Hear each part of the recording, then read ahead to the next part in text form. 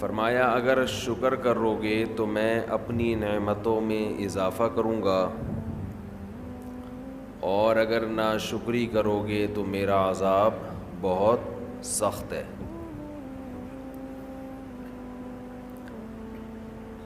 شکر جو ہے یہ صرف دنیاوی نعمتوں پر نہیں ہوتا۔ اللہ نے آپ کو صحت دی، مال دیا، عافیت والی زندگی دی، صرف اس پہ شکر نہیں ہے۔ اگر کسی نیکی کی اللہ نے آپ کو توفیق عطا فرمائی تو اس پر بھی اللہ کا شکر ادا کرنا لازم ہے۔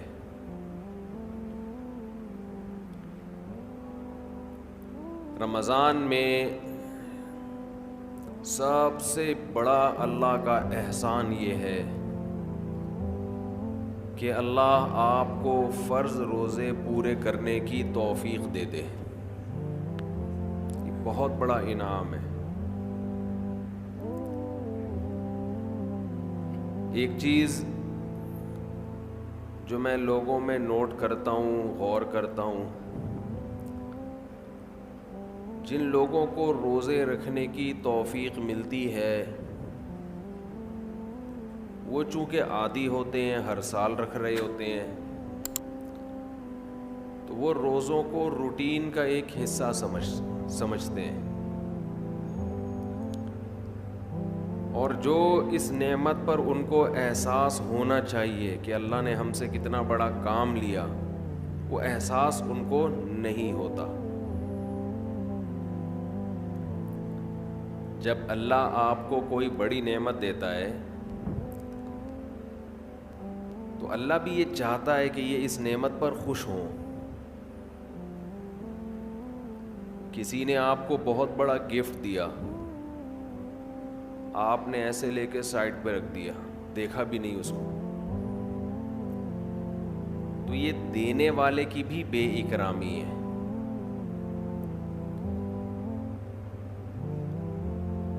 تو جیسے اللہ یہ چاہتے ہیں کہ لوگ گناہوں پہ خوف زدہ ہوں، گناہ کر کے ندامت ہو، جرم کا احساس ہو،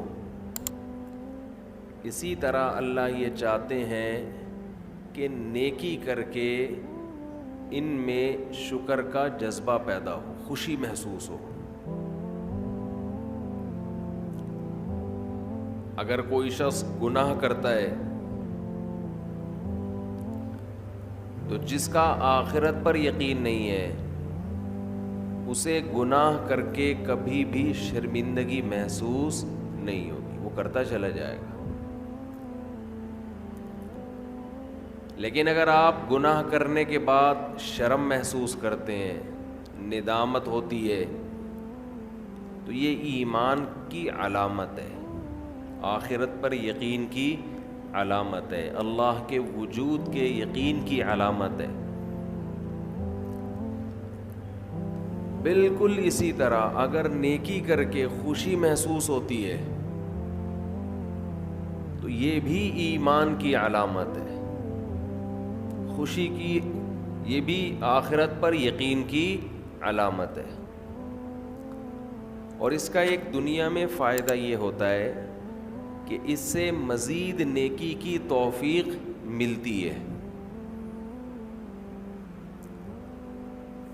رمضان میں شیطان ایک دھوکہ یہ دیتا ہے کہ آپ نے اگر روزے رکھے ہیں تو کون سا تیر مار لیا، ساری دنیا روزے رکھ رہی ہے۔ یہ شیطان کا بہت بڑا حملہ ہے۔ میرا معاملہ یہ ہے، الحمدللہ ہم سب روزے رکھتے آ رہے ہیں بچپن سے ہی، جب سے بلوغت کی دہلیز پہ قدم رکھا ہمارے گھر میں روزے کا معمول تھا، روزہ چھوڑنے کا تصور نہیں تھا، اب بھی نہیں ہے، پہلے بھی نہیں تھا، تو رکھتے آ رہے ہیں بچپن سے، بلکہ جب بالغ نہیں تھے اس وقت بھی رکھتے تھے، ہمارے بچے اب بھی رکھ لیتے ہیں، منع کرنا پڑتا ہے کہ بھائی نہیں رکھو، بچوں کو تو شوق ہوتا ہے کہ رکھنا ہے، تو الحمدللہ معمول ہے، لیکن اس کے باوجود میں یہ سوچتا ہوں کہ اے اللہ، میرے جیسے نالائق کو تو نے یہ توفیق دے دی کہ میں رمضان کے روزے رکھ رہا ہوں، یہ تیرا مجھ پہ بہت بڑا احسان ہے۔ انسان یہ سمجھے اپنے بارے میں کہ صرف میں ہی گویا رکھ رہا ہوں، مجھے باقیوں سے غرض نہیں ہے وہ کیا کر رہے ہیں، میرے اوپر تو بڑا احسان ہے اللہ کا۔ ہم تو نالائق ہیں بھائی، عام دنوں میں ایک روزہ رکھنے سے پہلے 10 دفعہ سوچتا ہے انسان کل رکھوں کہ نہیں رکھوں، رکھتا ہے تو ایسا سمجھتا ہے جیسے آج ہم نے بہت بڑا تیر مار لیا کوئی، اور رمضان آتا ہے، ہم جیسے مجھ جیسے نالائق کو اللہ توفیق دے دیتا ہے 29 یا 30 روزے رکھنے کی۔ 30 کی تو 15 سال ہو گئے، کوئی رپورٹ ہے ہی نہیں، 29 ہی ہوتے ہیں پاکستان میں۔ 29 روزے رکھنے کی اللہ ہم جیسے نالائقوں کو توفیق دے دے، تو بھائی میں تو اپنا معاملہ اللہ سے دیکھتا ہوں کہ مجھ سے تو نے اتنی بڑی نیکی کروا لی، مجھے کیا پتا بھائی قدیر بھائی کیا کر رہے ہیں، شاکر بھائی کیا کر رہے ہیں، رفیع بھائی ہیں، یہ تو روزہ رکھ کے پتہ ہی فرق ہی نہیں پڑتا ماشاءاللہ، روزے میں بھی ایسے ایسے گھوم رہے ہوں گے یوں یوں کر کے، آپ دیکھ لیں کبھی ان کو آ کے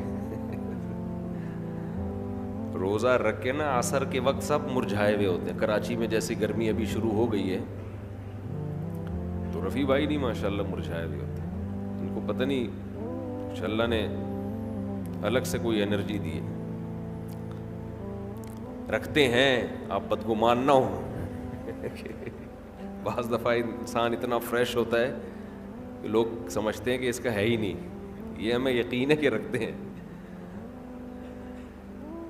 تو میں تو یہ دیکھتا ہوں کہ میرے جیسے نالائق کو اللہ نے توفیق دی تھی، میں تو اس پہ خوش ہوں بھائی، میں تو اس پہ خوش ہوں کہ ہم جیسے تیسے ہیں، جتنے مرضی نالائق ہوں، وہ بھائی ایک روزہ نہیں، 2 نہیں، 3 نہیں، 4 نہیں، 5 نہیں، 6 نہیں، 7 نہیں، 8 نہیں، اللہ نے کتنے روزے ہم سے رکھوا لی، تو ایک دل میں راحت محسوس ہوتی ہے، خوشی محسوس ہوتی ہے۔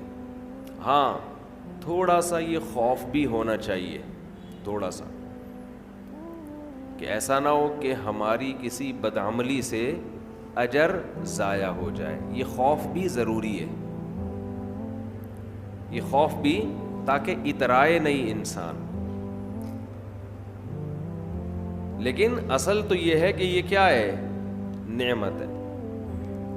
ہمارے نبی صلی اللہ علیہ وسلم سے بھی ثابت ہے، ہمارے نبی اپنے آپ کو موٹیویٹ کرتے تھے روزہ رکھ کے، اپنے آپ کو موٹیویٹ کر رہے ہیں، اپنی حوصلہ افزائی کر رہے ہیں۔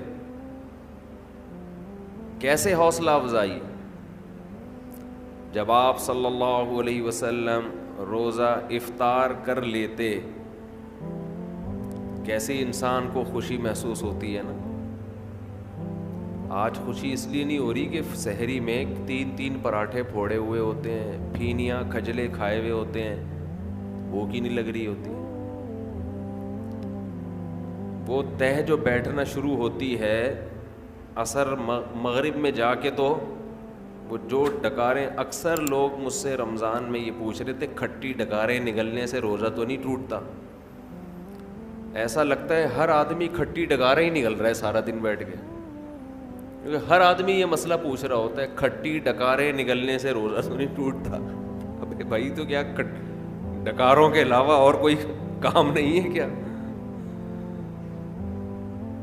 بہرحال یہ تو میں ایسے ہی کہہ رہا ہوں، لیکن جتنا مرضی 3 یا 4 بھی کھا لو تو بھی بہرحال انسان ایک مجاہدہ کرتا ہے، تبھی تو دنیا پرست آدمی ایک روزہ بھی نہیں رکھتا۔ ہٹے کٹے لوگ دیکھے ہم نے، ڈاکٹروں نے ان کو کہا ہوا بھی ہے کہ تم نہیں کھاؤ، تمہارے لیے کھانے کے علاوہ دنیا کا ہر کام تم پہ سوٹ کرتا ہے،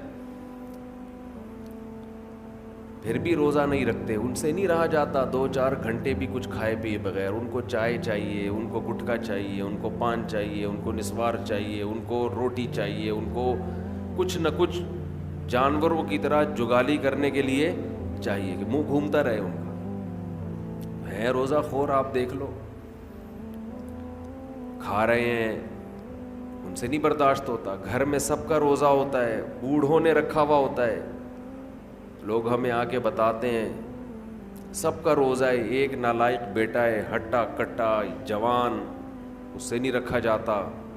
گھر میں نحوست کا ذریعہ بنا ہوا ہے.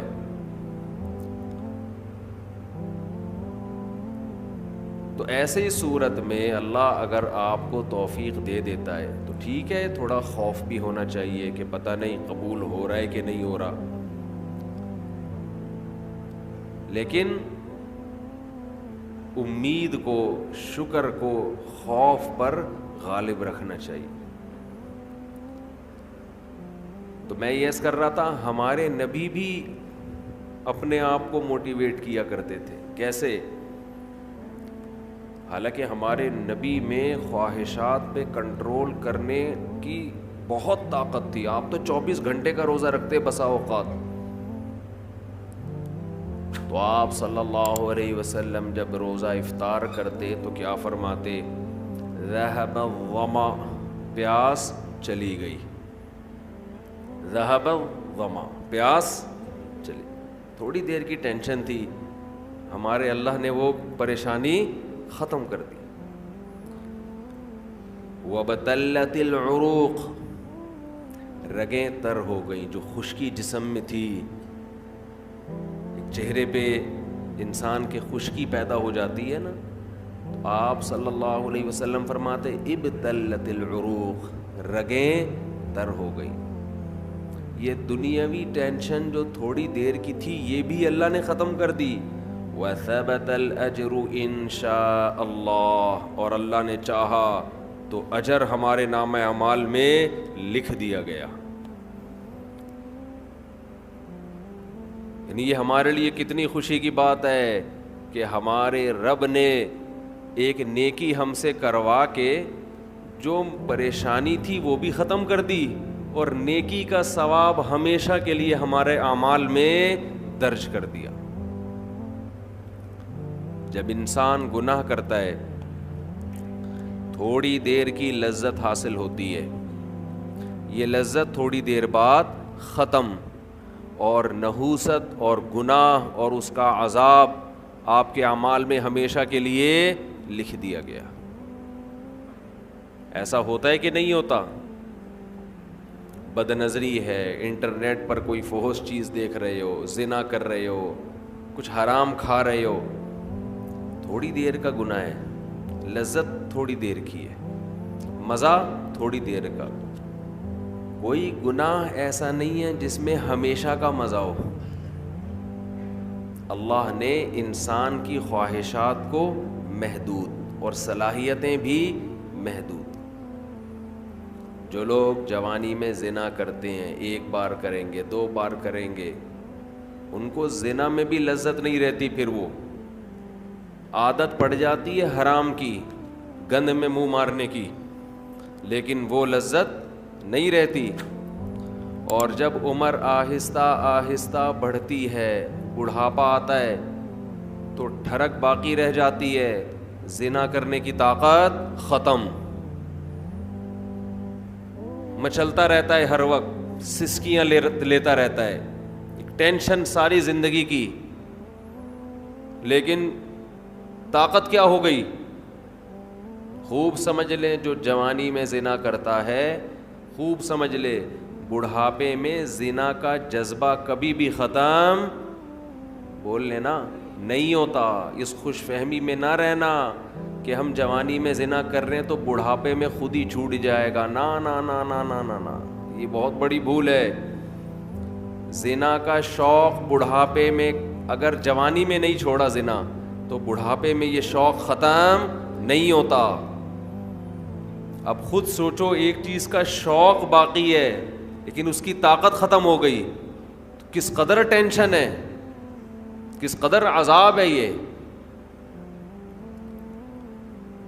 جن لوگوں کو جوانی میں لڑکوں سے بدفعلی کی عادت ہو، خوب سمجھ لو بڑھاپے میں یہ عادت کم نہیں ہوتی بلکہ بڑھتی ہے، لیکن برائی کی طاقت ختم ہو جاتی ہے۔ ایسے لوگوں کا بڑھاپا جوانوں سے زیادہ بدتر گزرتا ہے، بہت خطرناک۔ اللہ نے بڑھاپے میں یہ خاصیت رکھی ہے کہ جو چیز آپ میں جوانی میں ہوتی ہے، جو چاہتیں، بڑھاپے میں وہ کم ہونے کے بجائے بڑھتی ہیں۔